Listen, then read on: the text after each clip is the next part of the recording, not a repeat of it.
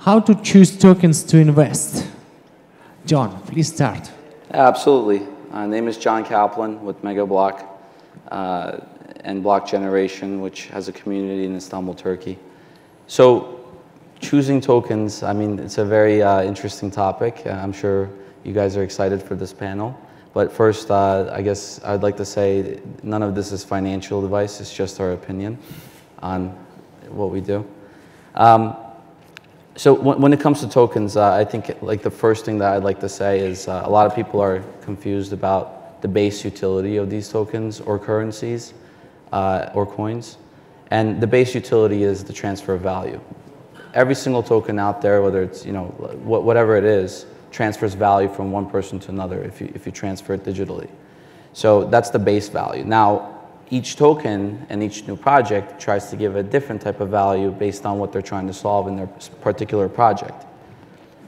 So, you know, this is a very good panel because we can break down, like, try to go much deeper on which projects we're trying to choose and why we're choosing them. I like to look at the basics. I mean, we can talk about looking at the team to see if they can execute. We could look at the project's idea. What is it trying to accomplish? And then the total addressable market that is trying to accomplish it in. How big is that entire market? Kind of like what Tim Draper said earlier in terms of, you know, how high can it go, right?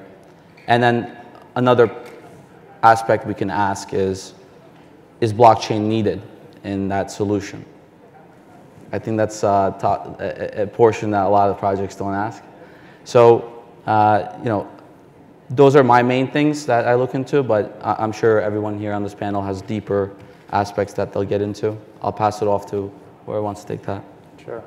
So it's Santiago here. I'm at Roca Capital. So the idea behind Roca is retrospectively obvious capital. We started investing in Bitcoin in 2012 when it was certainly not obvious. And to this day, you know, obviously this last year has been really an emergence of the asset class, Ethereum leading the way with smart contracts, and then from there really just a panacea of projects that are attacking different use cases, different markets. You know, we'd like to, when we look at a project, we always like to start off with a very basic question, as you were saying, which is, does it need to be decentralized? And I think 99% of the projects fail right there. You know, I think there's a temptation where you have a very powerful construct like Bitcoin, which is a trustless system. To this day, I think we are of the belief that moving money around the financial use case is by far the strongest. We're not dismissive of other use cases or smart contracts, but you know, I think the notion of, take for example, you talk about the TAM, right? Remittance industry, that's what got me into the industry. I mean, you talk about people moving money around, say you're an immigrant. In the US, you try to move money around back to Mexico, or in Singapore, trying to move money back to Indonesia. You have Western Union taking 15 cents on the dollar. By default, you're a middleman there, and that should go away, right? And so under that framework, that sort of mental model, if you just start there, most projects don't need to be decentralized. Why? Because through decentralization, you become highly inefficient. Just inherently, centralized systems are much, much more efficient, right? So a lot of projects would say, hey, you know, we want to decentralize Uber or Airbnb. And I get that, like, philosophically, right? You know, you have these systems where they're capturing a lot of the data, like Google, Facebook, they have the data and they're monetizing that, and users, you know, the narrative is we'll translate value back to the user. And okay, that's great, but, you know, for example, try to decentralize Airbnb. It makes no sense, right? You say you come into the conference, there's a decentralized Airbnb model, who are you going to call? No one answers the phone. Like, you know, there is a purpose to have Airbnb, and it should be centralized, right? I come from VC background, and when people talk about disrupting an industry, you always, the framework is it needs to be 10 times better to displace the incumbent. And most of these projects fail in UX, so that's sort of another model that we look at is what's going to be, is there a product market fit, and what is the distribution? A lot of these projects, I think those two areas are probably the most underrated, and a lot of these projects tend to focus on the engineering side of the house, but they don't focus on what's a project, is there a product market fit that doesn't need to be decentralized? Because the consumer doesn't really care if it's decentralized. The consumer cares if the experience is better. And in the case of, for example, a decentralized Airbnb or Uber, it doesn't make sense. So that's, kind of where we stand. Not dismissive of sort of the smart contracts, applications. There are very few use cases where through decentralization it scales out better. And so we can talk about later about thematically what we care about, but I'll just sort of open it up maybe for someone else to take it up. But what we look at and what we're excited about is, payments, crypto, Decred, Bitcoin as an example, anonymity, privacy, sort of Monero, Zcash, and sort of that family. And very specific use cases where decentralization actually scales out better. So like decentralized storage, infinitely better than Dropbox or Box. Why? Because it scales out better as more nodes get into the system, and it's just infinitely cheaper. And we know data is going to continue to grow. So that's just an example, right, of something that we like. When we see, we get excited about. So I want to respond to John. You mentioned about do we need a blockchain, right? So a lot of businesses, I'm seeing, especially in Asia, I'm from Singapore, Anthony here. I still work in a bank, so I come from very traditional background, banking for many years, and I have started investing into the blockchain crypto space since 2016. Very late, I'm very new here in this space. But I know a lot of businesses now are coming to me. Those mostly are friends. They are SME business owners. We call them big bosses. Actually, the small, medium enterprises in Asia, they tend to have lots of cash and very loaded, very wealthy people. But they're also thinking, oh, this blockchain thing is really exciting. How can we turn our business into blockchain? So my first question is, does your business need blockchain, right? Does it need the certain characteristics of a blockchain? Decentralized database, immutability, and do you need that? Of course, some of them they've read things like Kodak coin, and Kodak can become blockchain and Kodak coin. Surely my plantation business can be on a blockchain. But then again, if you squeeze the lemon harder, then you find out that, okay, actually there is an angle to blockchain in plantation company, supply chain, ding, right? So different panels, I heard people have been saying that not enough of use cases in the real industry or whatsoever, even in supply chain. In food provenance, for example, there are quite a number of companies that have already done supply chain on the blockchain. They've developed really good solutions. And these are examples that I would want to use as the basis of assessing the tokens. First, they're really doing something important in the food provenance, tracking food. Walmart is able to reduce tracking time from 1 week to seconds, right? I've also advised a company that is doing supply chain on the blockchain, but they've built an off-chain to do all that scaling, remove that problem. So they've been successful. The ICO was very successful, but within a month or so, they've launched the mainnet. Now they are advising and open up the entire blockchain for industry to use. So this is a successful example where they're building a solution for real businesses, and after the ICO, they actually managed to launch a real product, and now businesses are benefiting from it. But looking back, before I became an advisor or even became a private investor, very early stage, I actually look at that business model. Do they need blockchain? After blockchain, will that help businesses to save time, save costs, and all that? So actually a lot coming back to common sense based on a few things that John has mentioned. The team behind it, the two co-founders who founded this particular company, they have been in supply chain business for the last 4 years. So if I were jumping into plantation, then you would be thinking, what's a banker doing in plantation? I'm starting a plantation startup. So then, even though I may have some business experience, but I'm not an expert in plantation. So look at the team, and and more importantly, whether this team has the experience, in fact, even the character to be able to carry this business to the next stage. You know, if the team consists of certain people who have history of not being able to discipline themselves in handling being a good steward in financial sense or whatsoever, then there could be some red flags. We'll touch on red flags later on, but that's my feeling. I can take on that, but let me first introduce myself. Mikhail, Mironov. I represent ICORating. We are the independent agency for the ICOs. I can talk a lot about the methodology, how we judge startups and so on. But before that, I'd like to say, you know, the last 3 years been really unique in history. We've been through several bubbles. We've been through railway, tulip bubbles, railway bubbles, internet bubbles, and those who studied those bubbles, you know, would be surprised that, right, the bubbles that we are in right now is uniquely different, because essentially we have a new asset class.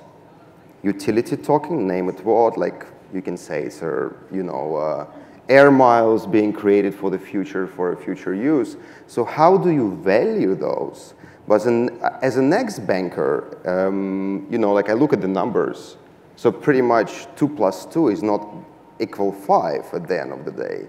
You know, so you need to look at the fundamentals at the end of the day always. So what's your business model, first of all? You know, like the technology is great. You can solve so many problems. But you read the white paper and you see, you know, the rant about the technology, like how good they are. But hey guys, how are you going to make money at the end of the day? What's your client base? How big is the market? So many people don't even care about, you know, explaining, you know, putting up the financial plan, you know, making up the, you know, market comparison. So that would be, I mean, you touch base on the red flags, right? To me, it would be like the first red flag, because the name of this panel is actually how to pick token for the investment. So do we pick the technology here? Like the trend here at this market is essentially most of the crypto funds with a good name are betting on infrastructure, are betting on protocols. So how many protocols can we have at the end of the day? And when you read through the white paper, oh great, the CEO is a co-founder of BitTorrent, fantastic. Do we see the business model? How they're going to monetize the protocol at the end of the day? So to me, the first question is, hey guys, how are you going to make money at the end of the day? We can look at the team. The team can be amazing. Did they actually spend time explaining the financial plan for the next couple of 5 years or so on? So that's the first thing. And then actually a good question about the value, in my opinion, when you pick token for investment. Do they explain about creating value in the long term? You know, as a solution for so many problems in the world, you know, blockchain is here to stay as a technology, but the lasting value, what this product gonna have? You guys mentioned rightfully, you know, like Airbnb killer. You know, we had probably like 6 of them for the last like couple of months even, you know, like raising 6 million, 10 million, you know, like Atlant, Trendberry, you name it, you know, so many of those. But can they actually explain how they're gonna monetize this dApp and how soon that's gonna happen? And how many people actually understand the new asset class, a utility token, that nobody has a recourse on the underlying business? So it's a very valid question, and I'd love to hear you know, what you guys think about it. Well, I will pick from there, Mike. I'm Frederico, or Fred. I'm the managing partner for the Brazilian Crypto Fund, and been for a while. I was the first one, and I'm still the only one. That's the surprising part of the. We pick projects more or less like everybody. You always look at team. You always look at traction. You always look at product market fit, and sure. Here or there, you see a little different. For example, and that's what I want to call our attention, is that funding or choosing ICO projects is a complete different animal than venture capital and trading and any other thing. And it requires different lenses and different approaches that most of the people don't realize and even don't consider. So there is when you look at the venture capital market, it's always a long-term game. No, you can put 10 million today, and they will pivot once, twice, but because you choose a very good team, and by very good team, and that's one of the criteria we use, it can be a team of accomplished people that has already exited and did a lot of things, or it can be a lot of stellar people, like there is a Yost, with 10 gold medalists in physics, Olympics and stuff like that, but the team is good, okay? When you are in VC, you put your money a lot on the team, because even if, of course, you need a good idea at first, but you always can trust that they will deliver, they will find a solution, or if you help them. When you talk about ICOs, that's not always the case. The team may not pivot. The token is there to do something. If you're disrupting Airbnb, you cannot say, okay, now my token is going to change and you are going to disrupt Uber or stuff like that. So, and the other big difference for me, it's timing. VC long timing kind of investments allows you to have a valuation, let's say, going down. Oh, the product's not working, it's going down, okay. But nobody can buy that share when the team is not doing a great job or the product is not really progressing as expected. On ICOs or in crypto, 2-3 months later, the coins will be on an exchange.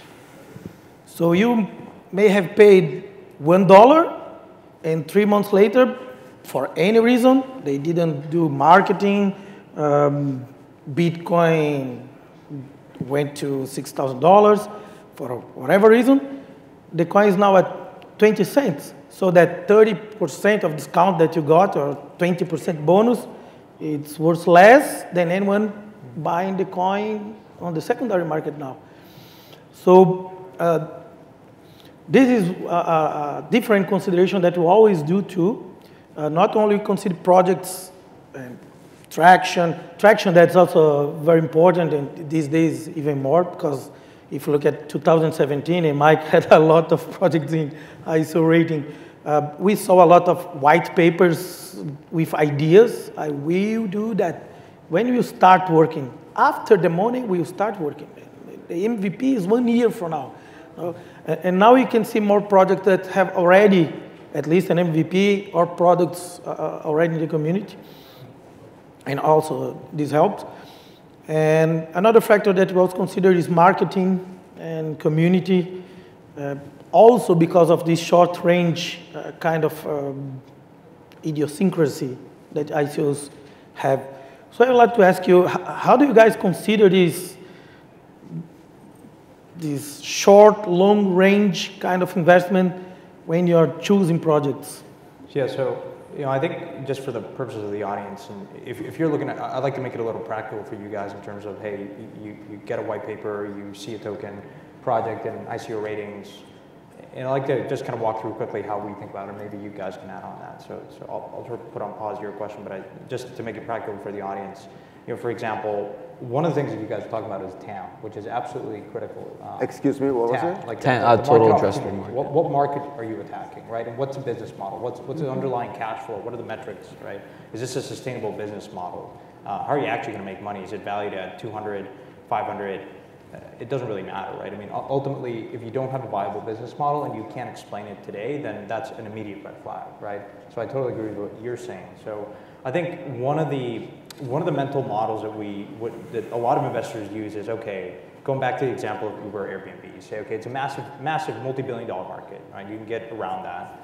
But one of the flaws that people tend to do is, okay, it's say it's a $10 billion market, and someone will say, yeah, we're going after that. We're going to disrupt that. Immediately, the temptation is to say, okay, value will translate from a centralized player to the decentralized protocol or the project, right? So that assumption is flawed. That may not be the case. Where if it's, for example, in the case of Western Union, that value shouldn't have been there in the first place. So it will evaporate. It will not necessarily translate to a decentralized platform, right? So say that you could get around and say, okay, value will translate 1-to-1 or a fraction of the value. So it was a $10 billion centralized market or player. Say you're going to capture a fraction of that. Okay. Then we start to say, okay, will value accrue at the token level or at the equity level? So take as an example Ripple.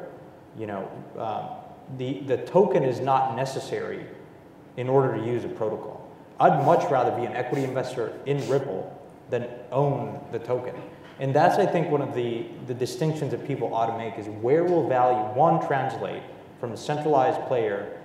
Will it translate to a decentralized player? If it will, is that protocol going to win versus other competing protocols you guys talk about, right? Because there's a lot of competition. How many protocols can we have, right?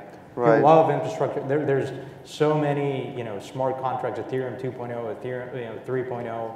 So are they positioned nicely? And a lot of the elements you guys have touched on. So what's the business model of Ripple? So we can say, okay, let's pick up Ripple against Stellar, which is essentially a fork of Ripple. Right. So why their business model is better than whatever? Right. And that's a great point. I mean, this is the world of open source, right?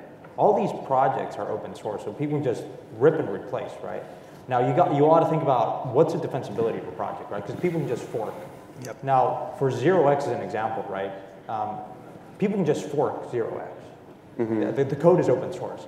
Now, you got to think about, okay, what's the defense, what's the moat that 0x has? Okay, well, the relayers are pretty key, right, in that ecosystem. And I don't want to go into too much detail of 0x, but a project like that, you got to think about, okay, the code can be forked pretty easily. The question is, are you going to be able to, is a team strong enough to attract talent, attract the best developers? And is the ecosystem built in a way where you have lock-in value? In the case of 0x as an example, you have the relayers who are providing core infrastructure support to trade a lot of the assets and providing liquidity. So in essence, I think I would encourage all of you guys to think about, it is very tempting to say, centralized model, very big market, it's going to be decentralized because now all of a sudden, you can't do that, and Bitcoin proved that. Okay, great. Is value going to translate? How much of that value is going to translate? Are they going to be the right team to execute on that? And will value accrue at the token level, or will it just accrue to the company, like equity level? So, you're buying the token. You've got to make sure that there's a viable business model. But what is talking in this in this case? I mean, just to give you like a little bit of a history, like to challenge this opinion a little bit, at the end of the day, it's the industry who decides whether the protocol or a product's going to worth anything. Just to give a little bit of a background, you guys remember, I was still a kid, you remember VHS?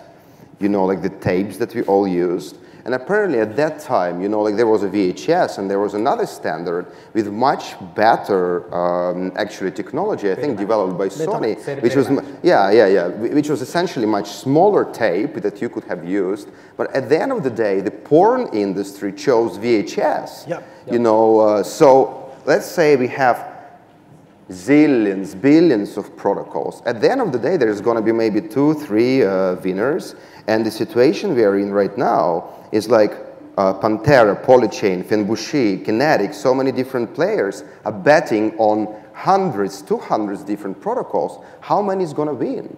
Yeah, but this is a different kind of discussion because it's not like how to choose projects, but so how do you choose them out of 200? Okay, but let me, I will address that. We lack in our field a little bit of strategy and business and the common knowledge that has been made available for evaluation companies from the past 100 years. And I agree. We need to evaluate business models. We need to evaluate strategy. Strategy theory has been around for 100 years. You know, you need to, your product has to be valuable. It has to be hard to imitate, and you need to be the competencies to appropriate this value. This is textbook. Because I think, like, you know, your project by default, I mean, it's open source, so people can copy it, right? Your point is a good one, which is you need to first and foremost challenge the team. What's your go-to-market, right? Which is a Betamax construct. You talk about marketing. I mean, for the case of Betamax, VHS Betamax, that is a prime example of where a superior technology just doesn't win. It's just the go-to-market, right? The porn industry picked VHS standard and it won, right? And so I think a lot of the projects right now, like take Ethereum, for example, it's been on the wild for 6 years. Can someone just point to me who is using a smart contract? It is terribly hard to build on Solidity. Like, you know, it's been a great funding engine for all these ICOs, but why is it worth 500? Like, fundamentally. It was 12 bucks, like, is it a store of value suddenly, like Cardano, like EOS, and so on? Yeah. But, I mean, why are they worth like billions? Yeah, what I look at is, again, I've gone through this pendulum of Bitcoin maximalist to the allure of smart contracts and the promise of that. But I go back to Bitcoin for a reason, because it's tried-tested.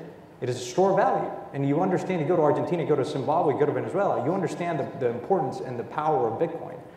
You know, you are talking about a fixed asset, and for the first time, I mean, there's a liquid gold, right? And so you think about, okay, it's a $7.8 trillion gold market out there. It is fundamentally superior to gold for a variety of reasons. And so if you think that it's going to disrupt a portion of that market, then you're sitting on option value right now at 6,000. Forget about 6,000, 20,000. I mean, if you're really going to disrupt gold, you're talking about potentially being 150, 250,000 per Bitcoin. So time frame is key. Well, I mean, you know, I come from a venture background, so like for me, you know, yeah, you have like this notion that you can 10x on a project overnight, and you know, unfortunately, that's distracting. I think you ought to say, and I'd like to ask you guys, if you were to hold one coin token for 5 years, which one would it be and why? I wouldn't pick any of them because no, I would pick many of them. Buy because Apple, first of all, from portfolio management perspective, you need to have many. At the end of the day, you're betting on something that's going to win. Yeah, just like VHS or something, like just Google among many other coins, I mean, many other protocols, right? So how, at the end of the day, to me, it's all betting on something. But we don't need, and that's what I was asking before. We don't need to bet on something for the 5 years because you're not VC. Our money is not locked for 5 years. Well, so, exactly. That's a good point. So, like, basically, I just want to separate two things real quick. We have the equity side, like the equity of the company and traditional VC and investing, and then we have tokens, which is like a new idea, new concept, new thing that's happening. And so, like, it hasn't matured. It's not like the VC world, right? And so there's a lot of speculation around things. There's a lot of new investors who have never invested in technology before, who sometimes have an advantage because the old venture capital mindset doesn't work so well in the new token model. There's venture capitalists that are who are successful in venture capital, but are unsuccessful in token investing, which doesn't mean that they're investing in the wrong fundamentals. It just means that this is a different type of game and they have to adapt to this type of game. So, like, one thing you're mentioning here is that they have, you know, when you invest in tokens and those tokens are released, you may have instant liquidity if it's released on a good exchange. Or you might not have instant liquidity because it's not listed on a good exchange. And the volume could be extremely low. So you might have a very hard time getting out of your position. So when we look at it from that base point, then comes the conversations like, okay, what's this project doing? How are they progressing? And what's the utility of the token? What's its status? Where is it going? And how much is it going to be worth in the future? How much are people going to, you know, are people willing to spend on what they're trying to accomplish? But, you know, to come to the basic level, every token has value because you can transfer it. There's a dollar peg to it, right? There's a Bitcoin peg to it, which is a dollar peg to it. So I think when we make this differentiation, it's changing the perspective of how we choose it. I think I want to respond to that separation between equity and tokens, right? Because one way I try to justify to myself if I really want to invest in one token or another, I know how to do equity valuation, you know, the traditional valuation. But from a token economics point of view, right, a lot of people don't really spend enough time looking at the utility of the token economics. For example, if I just throw to you Stellar, right, every transaction is 0.00001 XLM. Okay, how many transactions that you need to accumulate the market cap of Stellar of today? Right, there are 100 billion Stellar lumens. Great question, but like no, it's a great answer actually. Like, but answer question. But at the same time, like the market's not mature enough to really evaluate that based on that. Like, so what we can ask is, okay, let's look at the most successful tokens based on investor has invested and they might have exited at the top. How much has that changed? How much change has occurred, right? If we look at that and we break down why they were successful, a lot of the times it's because of hype and community and the community of crypto talking about it and being very bullish on it. It's not so much always a correlation to like the technology or what it is today. It's more so a speculation of what it could become tomorrow. So when this is the game we're playing and we have sophisticated investors and then a lot more newer investors, then we have to kind of look at what their mindset is and what they're deciding is good. But would you say like that's the way you should pick the tokens? Because the ultimately the subject of this panel is like how to pick the token. Yeah.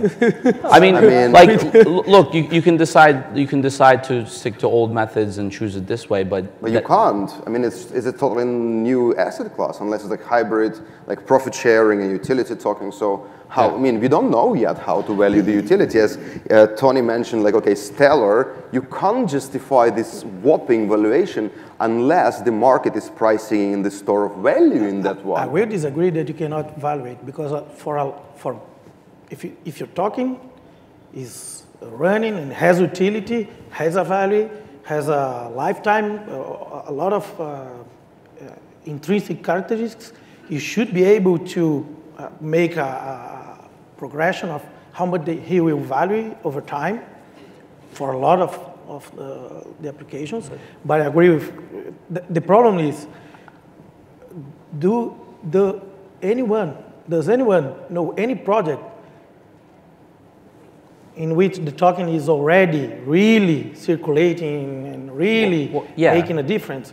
That you could do this kind of calculation, or we are all investing in the speculative side of the token. Not all, because like if you can look at Binance Exchange, very popular exchange, great exchange, and they have something called a Binance token or BNB, Binance coin, and you can pay for your exchange fees cut by half with Binance token. So there's a direct utility with an exchange token, and that's one of like many avenues that are going to open up. But obviously, like we're in early days still, and the other utilities that are being promised for very disruptive technologies are going to take a lot of time because we have a lack of blockchain developers. It takes an average of regular industry tech 3 years to mature. I would say maybe in this sector, probably 5, 6 because of the lack of blockchain developers and the new path we're paving. So yeah, I mean, like some projects have utility today and some projects do not. And eventually they will, and over time they are. And that's why, we're speculating, okay, when it does accomplish what it's trying to do, how much is it going to be worth? I'm glad you mentioned Binance Coin because that's a position of ours, and you're absolutely right. I mean, I think there you can actually use fundamental discounted cash flow valuation, right? You say you take a view. It's actually great from a portfolio standpoint too, right? I mean, you're market neutral. In a bull or bear market, there's going to be volume traded, right? And Binance, if you think that they will be uniquely positioned to capture X amount of volume, of trading volume worldwide, and they've done a great relationship with governments, and they're establishing themselves across. Who, Binance? Binance, yeah. And so I think you have a great, it's a moat, right? The defensibility there is people are going to use Binance Coin at a minimum to get a break on trading fees. Everyone's using it. And you say, okay, this is the volume across Binance, across the asset, across the industry. Then Binance is going to capture X, And then they have, the way it works is on a quarterly basis, whatever profits Binance gets, 20% of it is used to burn the coin. So that's a dividend, right? And you understand that value, right? And so you model it out and you get the value of the token. And that's probably one of the very few tokens where you can actually model it out pretty cleanly. Yeah. And in my view, I mean, that gets me excited. That gets, particularly in this market where everything, pretty much everything is way overhyped. I mean, you're talking about, yeah, you can get liquidity on all of these tokens, but it's under the expectation that they're going to disrupt these massive use cases, and it's going to be picked up and it totally transform the world. And we may get there, but we just need to be patient. It will take 5, 10, 20 years, and that's fine. But investors are in this, liquid environment. It's hard to take that long-term view. So liquid opportunity, because it's the there's an opportunity cost. But guys, should we all remember, like the dot-com bubble, like the railway bubble, whatever valuations we have, like if you remember the Amazon stock at the height was worth like something $100-something per share, and then when everything collapsed, it was $7. So when we are talking about like how to pick token for investment, it's a very, it's a very peculiar and thin line here, If you say, hey, Binance has a profit sharing of so-and-so, it can go down to, like profit sharing of like much lower proportions, So you really need to be careful talking about like, hey, it's a good token to invest in, but there are so many risks that you need to counter on. Yeah. Oh no, of course. We're not talking reach this point that we all believe it will be the future, when you can evaluate a token based on the business model. That's the whole grail, because it doesn't matter if Binance is going up or down, but you can put that on paper or on your spreadsheet and calculate, okay, this is the pessimistic scenario, this is optimistic scenario, this is what probably is going to be. At some point in the next 3 years, the bubble will pop. What's going to happen? When do you think that bubble will pop? And that, for us, at least, is a point of consideration when picking projects, because there's projects that, okay, this project is going to be awesome. This is a real sector asking to be disrupted by decentralization and trustless and etc. Yeah. But when? If it's only 3-4 years from now, I will not lock any money, because in my perspective, before 4 years, there is a great risk of a real meltdown of the whole market. If it's another sector that it's a good one, not the best one, but it's a good one, but there's a lot of hype. People think this is a great sector. There is few competitors, amazing team. Well, we can make money for the next 12 months and exit before that. Yeah. So let's save 5 minutes for questions from auditors. Sorry for interrupting. Yeah. So, yes, please. I have Can you hear me? Yeah. Okay. A couple of things. Yes. First, to comment on the fact that you were saying that the protocols and the standards will be decided by industry, I guess, like in the top-down way. And I think that the argument with Betamax and VHS could not be that valid at this point, just because of the fact that right now we are living in a society that is actually hyper-connected.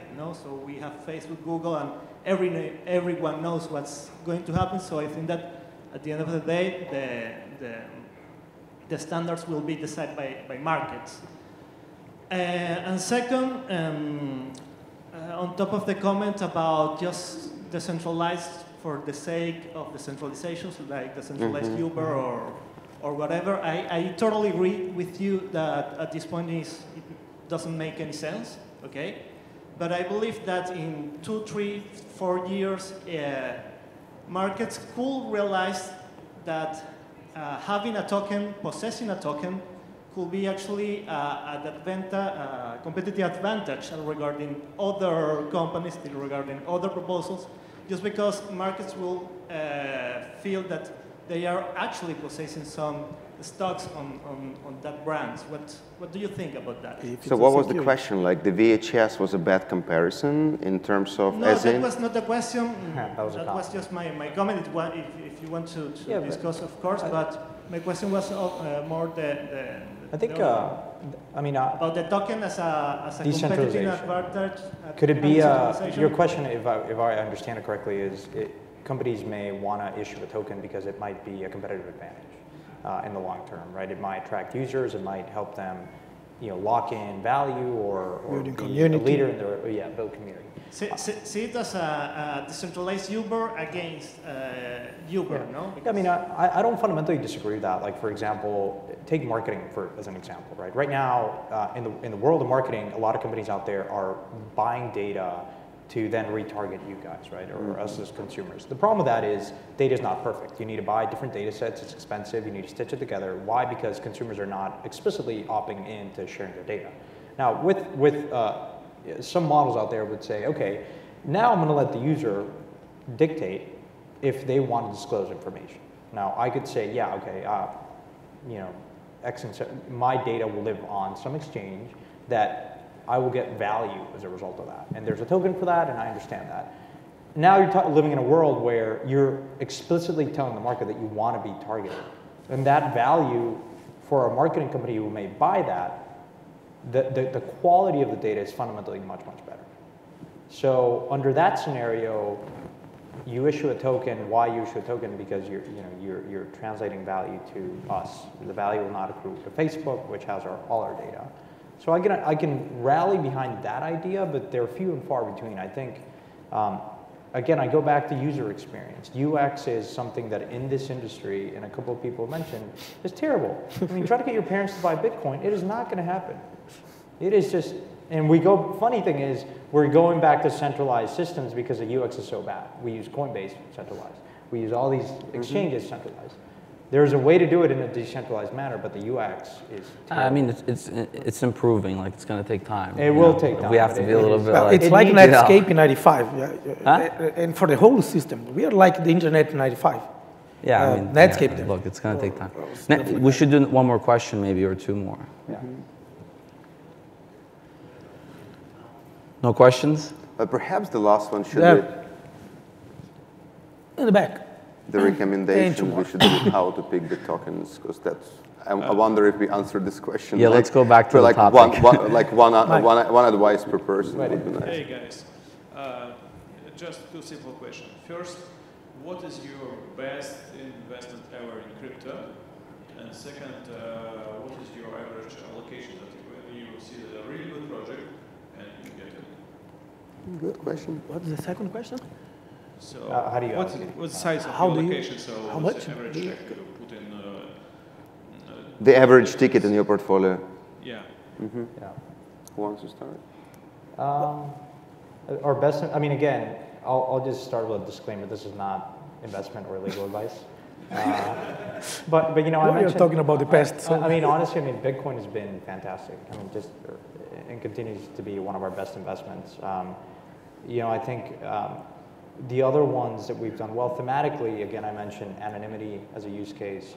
Decentralized storage has been a really good play for us. And I'm going to answer your question twofold, which is we looked at those themes and for privacy, Monero and Zcash. Monero being very practical. Ring signatures are not perfect, but more practical, more efficient. But Zcash, great team. And so we rallied behind both coins and we sized the position accordingly. Zoko is a great guy, but ZK snarks are very theoretical, very abstract. The ceremony and all these, there's a lot of unknowns. Monero just being more practical and ring signatures being much, they're not perfect, but they're practical. Decentralized storage has been another big theme for us. So storage early on, not a fantastic team, but it was first to market. Then came Saya from MIT. It was a great team. We rallied behind that, and then obviously Filecoin. And so I think we like to think thematically. We focus 80% of our time building a theme. And I think, we don't want to time the market. We don't want to just go into a position thinking that we can get out of it in 5 days or a month. We really, and the other thing I want to mention is, be cautious when you look at a project and someone says Sequoia or some of these guys are investing. Try to look at a project and say, don't look at the investors, and focus on things that are, First of all, because you'll never get the same deal they did. No, I mean, I don't think we got have. in early. Yeah, I get it. Try to come up with your own round. mental model and say, if I didn't know that these investors were rallying behind this project, would I invest? Now, it matters that some top-tier investors, some are more helpful than others. They can build community, they can provide market making, but try to be critical and just say, thematically, do I believe in this? Is it a viable business model? Does it need to be decentralized? Can I hold this position for 10 years? Irrespective of investors. And I think just, look back, right? Look back, Theranos is an example. Juicero. You got great VCs backing it, but everyone's just saying, oh, this investor came in here, so they must have done the diligence, so I'm gonna invest too. And you can make money on that. But I think long term, if you're in it for long term, I would be very skeptical of that being a truly differentiated strategy, especially as more institutions come into the space, as more capital comes in, it would just be harder and harder to flip coins. And you don't want to be a coin flipper in your entire life, or at least I don't want to. We did do for 10 years, so I think our best investments were Enigma, or 10x maybe. And I will just say that because the time is gone. Okay, thanks a lot. That was very insightful.